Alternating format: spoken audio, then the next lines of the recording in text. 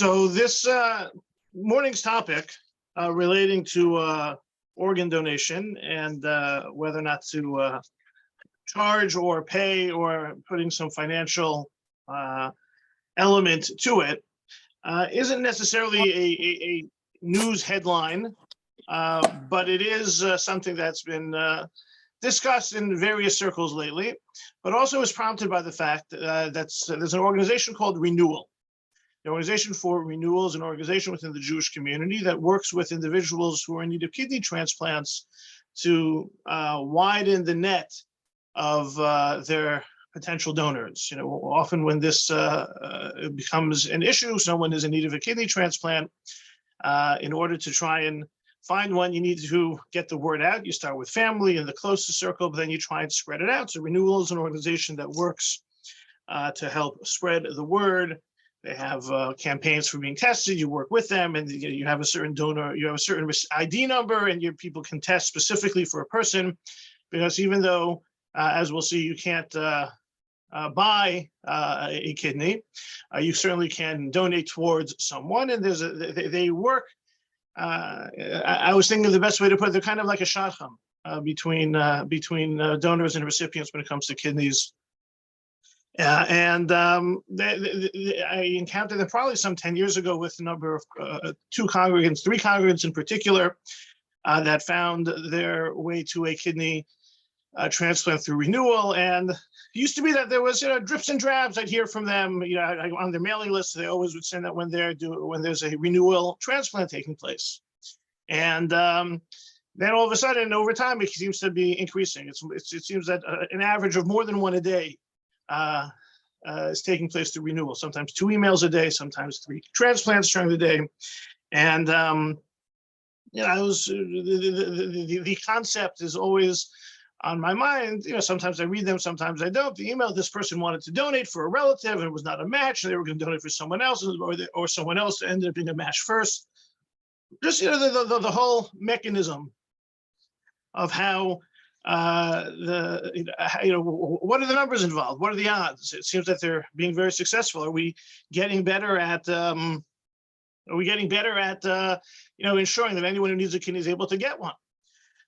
We talked about certain aspects relating to organ donation. It's more complicated when you're talking about the heart, which revolves around basically when a person is really, in a sense, dead, and then you have to take their heart. Live organ donation is much more of a straightforward issue in halacha. The other type is also gaining acceptance in the halachic community, but it's a more complicated issue. So what's the story? And it happened to be that received a news blurb and an email, a discussion from a Rabbi Yitzhak Grossman in Brooklyn. It was an organization called,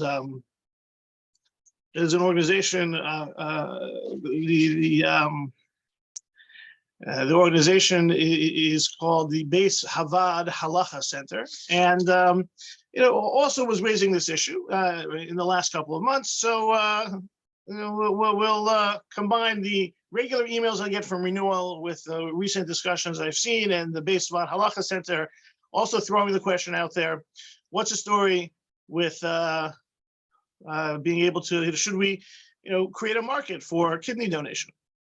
So there's an article by one Professor Ilya Soman, How to End America's Kidney Shortage. It's reason.com is the website. Excuse me. It seems that, I would imagine that there are a couple of visceral reactions to this subject, and whether the propriety of the subject or desirability of the subject, even, among those who are listening. So he raises, the very, the possibility that maybe we could do something to end America's kidney shortage. In a recent article on regulation, economist Frank McCormick and Stanford Medical School professor explain how the U.S. could put an end to our persistent shortage of kidneys for transplant. So this is, from that discussion. About 125,000 patients are diagnosed with kidney failure each year, but only about 22,000 receive a transplant. So no matter how many emails I'm getting from Renewal, we're not solving the problem. In a 2022 Value in Health article, we estimate that more than 40,000 additional kidney failure patients would be saved from premature death each year if they receive kidney transplants. Few, if any, of these news stories lamenting the kidney shortage or touting how tech breakthroughs mention that we already have a solution to the shortage, compensating kidney donors to induce more supply. Virtually all economists who have studied the issue believe the basic cause of the kidney shortage is a provision in the 1984 National Organ Transplant Act, NOTA. It shall be unlawful for any person to knowingly acquire, receive, or otherwise transfer any human organ for valuable consideration for use in human transplantation if the transfer affects interstate commerce. So if there's going to be a transaction, it's not going to, it's basically illegal. It's worth adding that in addition to saving numerous lives, organ markets would also save thousands of people from the enormous pain and expense of spending years on kidney dialysis. That's a huge burden, even if for those fortunate enough to eventually get a transplant. While economists across the political spectrum believe that organ markets are the obvious solution to the kidney transplant shortage, McCormick and Held lament that virtually every non-economist thinks it is crazy. So there you have, it seems to break along, one's, where one's finds oneself in the, if you're an economist, it makes a lot of sense. If you're anything else, for the most part, whether you're a physician or someone in government or the like, it becomes harder and becomes much more discouraged. There was mentioned that there are certain reimbursable expenses, the possible reimbursable expenses that someone may undergo in order to get a kidney transplant. Those reimbursable expenses have expanded what a person can claim for reimbursement. That makes it a little bit more convenient, but not compensatory. And that's also something that's discussed by Soman and McCormick and the others who are writing about this issue. So what do you think? What are some of the issues involved? Good, bad, ugly, neither, both? Let's get, what might be some of the issues. Yes, Miriam. I'm sorry. What I'm thinking of immediately comes to mind is that you can pay a surrogate for use of her organ. Right. And they did. So, right. So, so in the reproductive realm, there seems to be more progress on this. Why not in the life-saving realm? Mm-hmm. Okay. Any other thoughts or reactions to this idea of compensating kidney donors to move along and then try to solve this? I think that the article mentions 40,000 additional kidney failure patients being saved from premature death. That basically there's a sense that between the voluntary donations and the estimated number of those who would sell their kidneys, we would go a long way towards minimizing the number of people who could be saved from dying each year. Well, might there be a concern that it would impact the poor population the most, and then lead to, I don't remember what movie, that horrible movie where they kind of would, you'd have somebody who would kidnap, let's say, poor people, cut them open, maybe in India, was that? I don't remember. But, all right, so harvest their kidneys and sell them and not even give the money to the poor person. Okay, so Slumdog Millionaire? No, I don't think that was about kidney transplant and the like. That is India, and it does talk about the disadvantaging of a certain class, correct? But okay, so there's the potential abuse once you put it out there in the and once you economic realm and regulate it. And might it be more likely that one group of people more than others would end up being involved in this, and they would be the ones maybe less protected, and there'd be abuse. Interesting that I think you are able to be paid for blood donations, and some blood banks do give. I mean, I think it's more of a token amount. You're not getting hundreds of thousands of dollars, but you can get $100 for donating blood or something like that. And that is something that's evident, and it is, for anyone who's ever gone to one of the Red Cross places to give blood, you often do see people coming for that purpose. Any other reactions? So let's take a look at a couple of halachic issues along the subject. I do think that the issue that Carla raised about be certain people being abused or taken advantage of will be one of those halachic issues that does emerge in a parallel to situation, right? Obviously, rabbis are not dealing with organ transplantation, but where we do start off with is, if if I can help someone else, isn't that a mitzvah? And the Talmud does talk about this idea of not charging for a mitzvah. Right? If you're doing a mitzvah, you're not supposed to be compensated for it. Expression of the Talmud, schar mitzvah b'hai al maleka. You don't get rewarded in this world, right? So therefore, if it's a mitzvah to save someone, then you shouldn't be paid for it. And the Gemara, Mishnah and Gemara in Bechorot, source number 2, if one takes his fee for judging, his verdicts are void. For testifying, his testimonies are void. And we don't believe in paid testimony in Beit Din. For sprinkling or for consecrating chatat, sin offering waters, his waters like cave water, and his ashes like the ashes of an ordinary burning. Right? You don't get paid for religious activity, and if you do, it's viewed as devoid of sanctity, and it doesn't count. The Gemara, from where do we know these laws? Rabbi Yehuda said in the name of Rav, for the verse says, "See, I have taught you statutes and laws as Hashem my God commanded it." Just as I, Moses, was taught the Torah by God for free, so too you were taught the Torah by me for free. Moshe didn't get paid for his job because Moshe didn't pay for Torah, so no one should pay for Torah. It's part of this imitatio Dei, following in God's footsteps. So you're not allowed to receive compensation for a mitzvah. And the idea of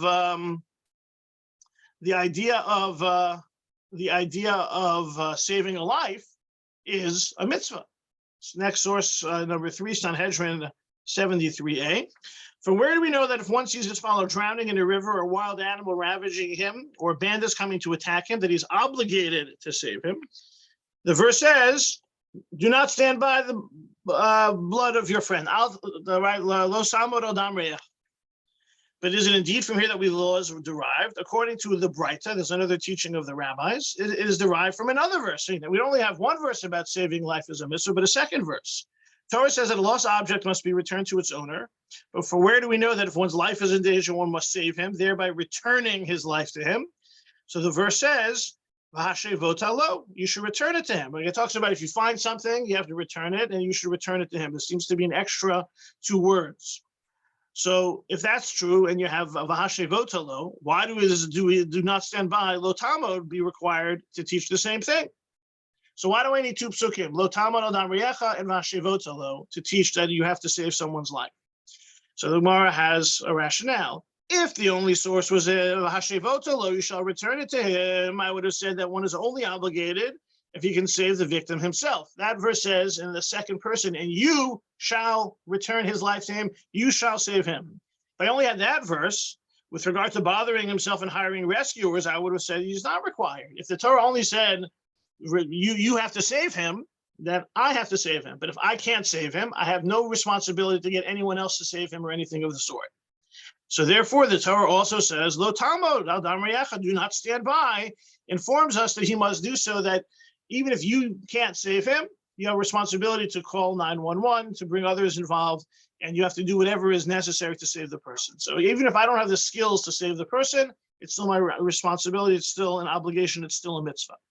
So we have this idea that we don't get paid to perform mitzvahs. And we also see that saving someone's life, either directly or doing what's necessary to call in the troops, call in the personnel to save the person, is part of that mitzvah. So it would seem that you can't charge for your kidney because then you're getting compensation. Questions, comments, reactions?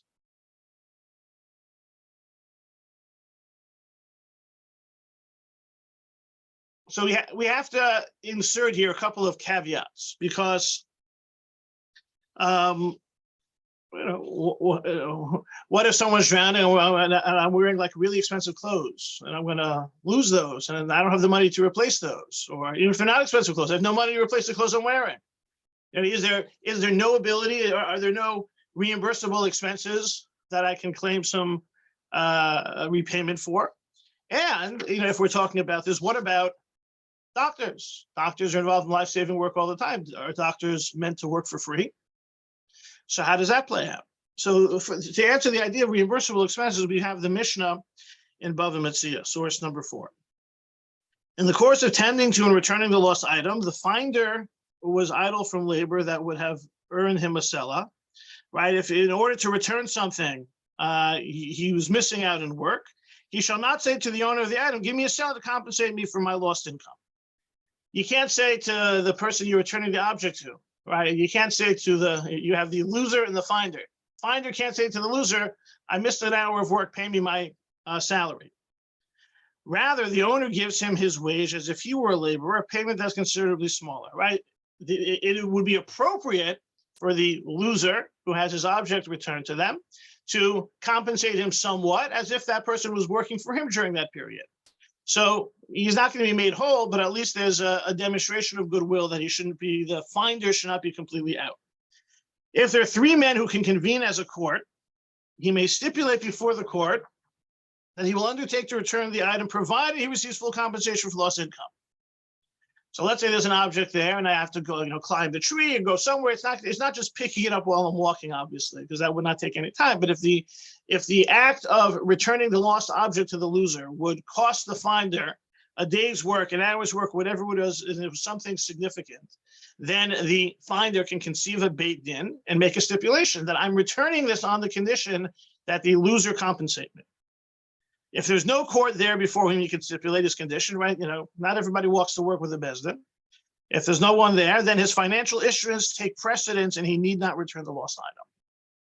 You have to return the object, but if you're not able to protect your financial interests, if there's going to be loss here, then the financial interests of the finder take precedence and he need not return the lost item. So in the midst of returning an item, we are sensitive to the finder going out of pocket, and some level we require the loser to provide some compensation proactively, not fully. But we also have to see that the finder can stipulate halachically that he be paid and fully compensated. And if he can't do that, and he doesn't want to be involved in the finding because he'll end up losing, he need not return the lost item. Think about what we said before. Saving a life is like returning a lost item. So we see that you don't have to return a lost item if you're going to lose out and you have no way of covering your financial loss. So maybe the same thing is true in this type of a situation. I would love to save his life, but it's going to miss a couple of days' work and this, and who knows what's going to happen the rest of my life, losing a kidney. Maybe there is an ability, a way to monetize this mitzvah, because we see in particular hashavas aveda, returning a lost object, can be monetized under the right circumstances. So maybe the same thing applies in the other form of returning a lost object of saving a life. So then what about saving a life in general? What about doctors who are getting paid? So the Shulchan Aruch addresses this head on, source number 5. The physician is forbidden to take payment for his wisdom and learning, but he may receive payment for his trouble and lost time. Right, the fact that the doctor is involved in the medical profession, he's not being paid for his life-saving activities. He's being paid for the fact that he could be doing other things. He's being paid because he went into medicine and he could be doing something else. This is one of those categories of payment where we are, it's similar. It's really an outgrowth of that mission in Bava Metzia. We're sensitive to the fact that nobody does anything for free, but you can't be paid for saving the life. So you're paid for the fact that you come into the hospital, or you inconvenience yourself to work in this place and not that place. It's sometimes similar to the way it's similar to the way we pay rabbis. It's also similar to the way, people, one of the first songs that little children learn from Uncle Moshe, who is a phenom,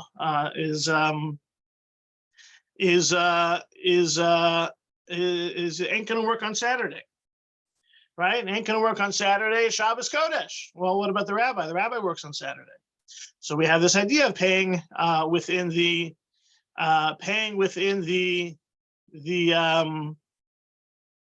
the fact that the rabbi does, has to prepare for Shabbos or for other things. The rabbi could be doing other things. Same thing with regards to any type of payment on Shabbos for youth group leaders or babysitters or anything like that. We have to be sensitive that they're not getting paid when they're not allowed to be getting paid, but they're being paid for ancillary activities. So that's how we explain the doctor. So you have this idea, an idea here that, from within the very mitzvah of returning something to somebody, right? Here you're saving a life. There is this idea of taking some form of compensation, stipulating certain conditions, or paying for some of the other things on the side. So how does this play out in terms of kidneys or organs? Thoughts, reactions in general to this concept, though, of withholding a mitzvah unless the person's going to get paid. Rabbi, yeah, when I yeshiva highlight, like 5th grade, whatever, the Jewish teachers went on strike, and they were carrying, they wanted more pay and compensation. And on the sideline, as we were watching them, the talk was, well, a teacher of Torah is not supposed to get paid. How can you pay a teacher of Torah? So here they want more money. Maybe they shouldn't get any, but of course they do get paid. So somehow right. Well, that comes from is what we're talking about. They're not getting paid for their teaching Torah. They're getting paid because they could be doing something else. Now, maybe that depends. Some teachers could be hedge fund managers and should get a lot of money. And some of them might be, a checkout cashiers and may get less money. Generally, they try to just figure out an appropriate salary that will work for the teacher, at least to encourage him to keep working. But right. I would say that that's definitely part of the calculus here. The same thing that the Shulchan Aruch says we apply for doctors is how they apply to rabbis, or like I said before, how do we deal with type of a Shabbos situation where you can't pay. On Shabbos, you're not allowed to pay anyone to do anything for you on Shabbos. So let's say you have hired help working in the house on Shabbos. So there's got to be this kind of side mechanism for which they're also getting paid that will allow for it in this type of situation. So these are all factors in the discussion, and as we often encounter, some lean on the fact that you're not allowed to charge for a mitzvah, so therefore, then you're not allowed to charge for the organ. And some feel, you're allowed to be compensated for things off the side. You're allowed to make certain conditions, like we saw in sources 4 and 5, with returning an object, or even for doctors. So maybe that's that should motivate us. So Rabbi Yitzhak Grossman, who I mentioned, had this article that I saw a couple months back.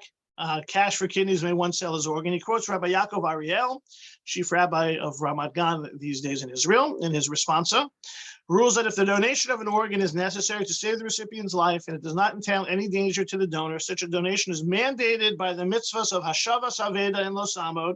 Right, those are the things that we saw. Those are the two sources for saving a life.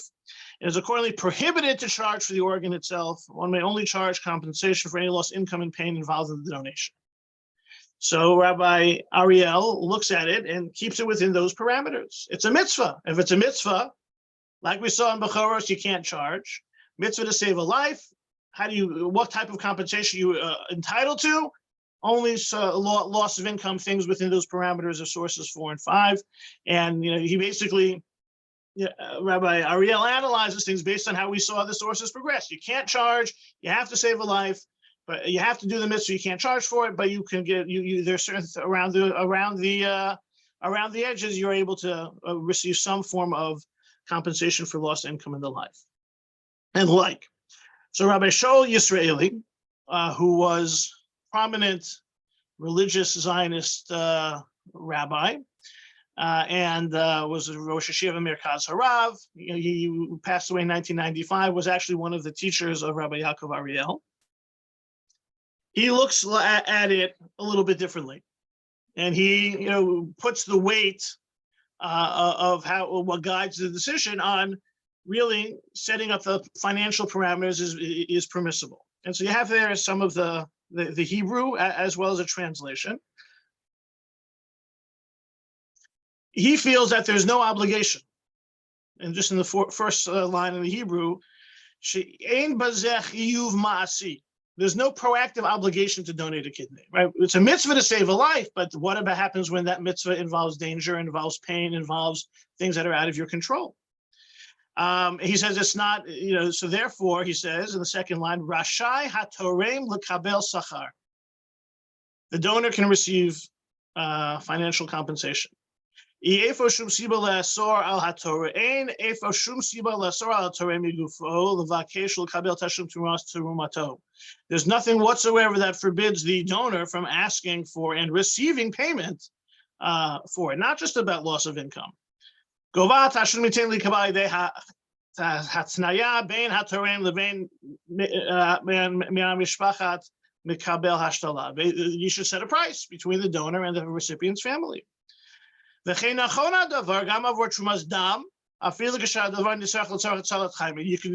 charge for your blood, even though you need blood. You don't have blood in the blood banks, people are going to die. You're still allowed to charge for that. Because we can't identify a specific obligation that you have to give your kidney or you have to give your blood. Therefore, you're not charging for a mitzvah. You're charging for a voluntary action. Tashlum zeh kol od hu bigvulot svirim ein lirot zot kesachtanut o kevilti musari me'achar shelo torem nigram bezeh sevel gufani vitim gam nafshi. And he says that people may respond to this by thinking, and this is all in the English. People may respond to this by thinking, look at that, he's charging for his kidney. That's not right. It might be allowed, but just because you can charge doesn't mean you should charge. He says, no, don't view this as something bilti musari. Don't look at this as something that's unethical, because to donate is going to involve pain and suffering. There's physical pain and could be some psychological pain from this. So this is perfectly within a donor's rights to set a price for the kidney. And so that is something that Rabbi Shaul Yisraeli says on this subject. He's really, he goes back and in a sense, nips the conversation from getting started by saying you can't charge for a mitzvah, there is an obligation. But here there's no obligation. It's not the same situation that you can easily save someone's life by doing very little. You're not obligated to save their life because there's danger involved to the person. And when there's danger involved, we may laud the fact that someone will donate their kidney, but we can't we can't at the same time condemn someone who won't. We may have this idea, this aspiration that we hope that if we could, and we would, and anyone who can would, but that's in the realm of our response. It's not in the realm of the halachic obligation. And I start off by talking about renewal. Renewal presents this as something that people are lining up to do, which is a wonderful thing. At the same time, Rabbi Yisraeli's understanding is that is a wonderful thing, but it doesn't obligate someone else to do it also. It's kind of the idea of this idea of whether you find that you're a match. Some people get very excited, some people get very scared. Also what happens is the gathering, you feel uncomfortable, you haven't done it, but it's all the more for raising money for the institution when you have a larger. Right, correct. Yeah. So look, and those financial resources, by the way, factor into this conversation because they're paying for some of those ancillary costs for people to have that we talked about on the side, right? And which also relates to, what kind of costs and up to what levels government will allow to be reimbursed. So, and surgery is expensive. Everything costs money these days, I think, right? I haven't found anything yet. But, so you have, it's really a threshold. If it's a mitzvah, then you go down the chain of sources and you can't charge for a mitzvah, but there are, you can charge for, pain and loss of income. Rabbi Yisraeli says not even a mitzvah. And you can charge whatever you can charge. There should be an arrangement. You should find what the fair market value is and go in that direction. So that's, so there's a machlokes. Now, before it gets resolved into practice, then we can talk about some of the side issues that come up. Because Rabbi Levi Yitzchak Halperin, one of the active rabbis in the realm of halacha and technology, or halacha in the modern world, he addresses this also. His responses are called Ma'aseh Choshev, complicated activities. So Rabbi Levi Yitzchak Halperin inserts another aspect, but he was the head of the Machon of Technology and Halacha, passed away a couple of years ago. He inserts another detail, right? Payment for organs, source number 8, may lead to a situation in which only extraordinarily wealthy individuals who need organ transplants will be able to pay the asking prices, while those lacking financial resources who need organ transplants will be turned away with the excuse of an insufficiency of donated organs, right? This is another value assessment. If we create a market, supply, demand, let's face it, there's gonna be a lot more supply than demand, unless you are, like whatever movie Carla mentioned, kidnapping people and stealing their organs, you're not gonna have enough. You're not gonna have enough, they're gonna be expensive. They're gonna be expensive. Who's gonna get them? People of greater means. So you're gonna be advantaging the wealthy. So he begins to introduce this type of a value assessment into the mix, and recognizing that this value assessment does have halakhic parameters, and that comes from the source number 9, that even if you remove this from, is it a mitzvah to save, not a mitzvah to save, charge, not charge, let's talk about the values. And the values may determine that we can't charge for kidneys because of the imbalance that will be created, and that's called Tikkun Olam. So it's a very overused term, but here's how it's used initially in the Mishnah. Captives are not redeemed for more than their actual monetary value for the betterment of the world. This is a Mishnah in Gittin, because if it's well known that the Jews will ransom the captives, well, then the captors will capture more captives so that they can get more money. And if the Jewish community will will redeem the prisoners, no matter what the asking price is for the ransom, that will just lead to more captures and more ransom and more resources expended. It will bankrupt the Jewish community. So basically, you got to stop. And Tikkun Olam, for the betterment of the world. So it's a loaded phrase even in the Mishnah. What does that mean? What is the meaning of for the betterment of society or the betterment of the world? Doesn't mean that the prohibition was enacted to prevent a burden on the community. Is this about the community? We can't bankrupt the community, so we can't encourage these types of kidnappings or putting Jews in prison, or so that the idolaters will not be encouraged to capture people. Or is this is this about the community, or is this not to encourage the idolaters? So come and learn from the following incident. There's a fine distinction. Are we trying to dissuade the captors, or are we setting this up that we don't want the community to feel bad that it can't keep paying for these ransoms? Could be that a practical difference would be, let's say the community's got a lot of money, and they'll, if it's not about dissuasion, the community has money, then it's not a burden on the community.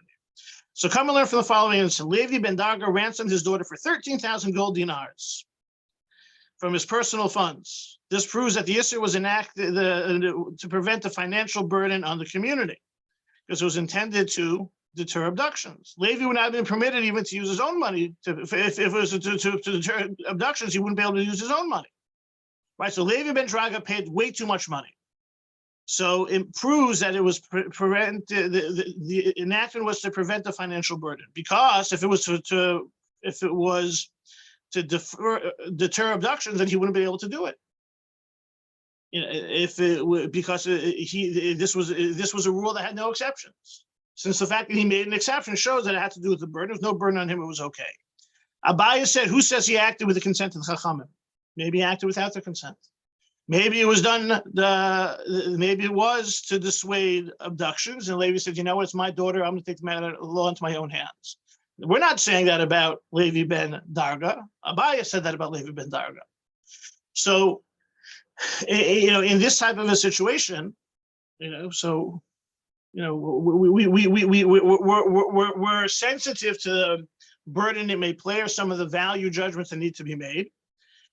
The example in the Gemara would seem to be, would seem to highlight that it's a burden on, if it's not a burden, then go ahead and do it, which would seem to say in this, in the kidney market, it's a free market economy, happens what happens, but not so clear, because maybe Levi ben Darga just took the law into his own hands in that situation. But we do see that there's a sensitivity to creating a burden on the community. So maybe there is a value judgment here, and we are not able to necessarily have a free market economy, a free marketplace for organs, kidneys, and the like. Shulchan Aruch in this case, with regard to prisoners, what's its determination? Captives are not, source number 10, captives are not to be ransomed at unreasonable costs for the safety of society. Otherwise, the enemies would exert every effort to capture victims. So it seems that we're trying to dissuade the enemies. But a man may ransom himself at any price. You're allowed to do whatever it takes for you. So also a scholar should be ransomed at a greater price, or even a student who gives a promise of becoming a great scholar. There are certain exceptions. But for the most part, it seems that we're trying to dissuade the enemy. If that's the case, then you can't pay an exorbitant price unless you're paying it for yourself. Now, the idea that you're allowed to pay it for yourself, the fact that the door is open slightly makes an exception. How does that play itself out into these types of situations? The Shulchan Aruch obviously did not say, you can charge for a kidney, but not an exorbitant price. But it seems that the Shulchan Aruch is understanding the Mishnah and Gittin as a situation where we're trying to dissuade further negative actions being taken, which would seem to put a cap on these types of activities. But a person might be able to save themselves by paying more. How does that work for others? It becomes definitely a complicated situation. But we do see that the halacha is sensitive to Tikkun Olam, to the communal norms and expectations and the betterment of the society, and in controlling this idea of there being any type of disparity or one group being advantaged more than the other. So much so that, from that story of Levi ben Darga, it could be that sometimes you're not able to ransom the captive daughter because you're trying to discourage the enemy. Questions, comments, reactions to this type of a concern that the halakha is not directly addressing, but the broader issue is that we don't want to create a scenario where some people will be advantaged more than others. Rabbi? Yeah. On Thursday, a Mazel Tov on the installation. Are you going to be wearing a special cap and gown apropos of Probably not. It's it's business casual attire, but thank you for the good wishes. I will probably we will not, thank you. We won't be collecting kidneys as the price of admission. So that is the so that's one sensitivity that emerges, that one group will be able to take advantage of this marketplace for organs more than others. So what about what Carla mentioned? So here again, Rabbi Halpern raises a value meta issue. Source number 11, there's no basis to prohibit asking for and receiving financial compensation for organ donation. And on the contrary, any objection to this is likely to forestall possibilities of salvation for those who need them. So he basically concludes, right? We saw Rabbi Ariel, Rav Yaakov Ariel, who said you can't charge. We saw Rav Shaul Yisraeli, who says you can charge. We see that there's a concern what happens to the marketplace. Rabbi Halpern in the end says no, there's nothing wrong with charging and receiving. In fact, we can be saving more people if we had this going on. So what about the issue of the fact that, and this is what Carla mentioned, the idea that some people would put themselves in more danger because they want the money for the kidneys. So this issue is similar to a topic raised in the Gemara in Bava Metzia, that the verse says, and for it he risks his life. What's he risking his life? Why did the worker climb a high ramp or suspend himself on a tree, placing himself in mortal danger? Was it not for his wage? The Gemara Bava Metzia addresses the fact that people sometimes work in dangerous fields or work in fields that have more danger than others. Now, what is the acceptable risk and acceptable danger threshold tolerance? That kind of might be something to explore further, potentially, in another class. Especially in light of some of the recent headlines, right? We had some people who went down to the Titanic that would seem to have been a really unacceptable risk, and we know how that turned out. And then just the other day, there was a Jewish communal leader and philanthropist from Chicago who was racing, 70 years old, on a racetrack and died in a crash. What are the types of risks that are acceptable and appropriate? But we do see that people take such risks, and we do see that people take such risks, and they do that to make a living. So in a situation where someone is willing to sell their organ, how does that play out? Maybe if they're willing to, if someone's willing to, work in the construction industry. Like I always see that picture from whenever they were building one of those tall skyscrapers, you have those guys eating lunch on one of those beams, right? They're not tied to anything. They're just like sitting there. And I kind of get queasy just looking at the picture. But here, there they are. They do that every day. So people are always willing to take certain risks for money, for their livelihood. So why should this be any different? And, so in that type of a situation, it could be that the willingness to take a risk may be dependent on one's socioeconomic status. Maybe those who need the money more will take more risks than those who need the money less, although recent events indicate that that's not always the case. People who have plenty of means are taking lots of risks and it's ending badly. But that might not be a reason not to charge or allow payment for organs, because people do things every day that may move beyond the margins of acceptable risk. And in this type of a situation, clearly donating a kidney is within those parameters of acceptable. We let people do it. So if someone, just because more people of a certain socioeconomic class may rush to this opportunity, Jewish law may not see that as necessarily problematic, because people do that all the time. So, with regards to the question, this topic at hand, you can't charge for a mitzvah. And if this is really a mitzvah, then it's difficult to charge for more than just reimbursable expenses and lost wages. But according to many, this is not an obligation. If it's not an obligation, then there'd be more of an ability to charge. You need to be sensitive to Tikkun Olam. You need to be sensitive to how this impacts the overall in the community. But there still is. That is a concern, but it's actually interesting. Rabbi Halpern, when he talks about the permissibility of this, says that he feels that the payment, it should be government funds. It shouldn't be a open private market. It should be more of a controlled marketplace, so that this keeps us from getting completely out of hand and the like. But in terms of the fact that some people may do this more than others, this might be categorized as ma'asim b'chol yom. This type of thing happens every day when people go to work in areas that expose them to a little bit more risk for the sake of a paycheck. So that's some of the issues surrounding this subject. I think that in general, if a person is able and capable and feels confident to do so, it's a wonderful mitzvah. Currently, there's no way to get paid. The financial interests are not part of it because it's still illegal, as we saw in the beginning. But we should, hope and pray that those who need this type of procedure get it, and those who can help them, harei hem mishubachim, they should be praised.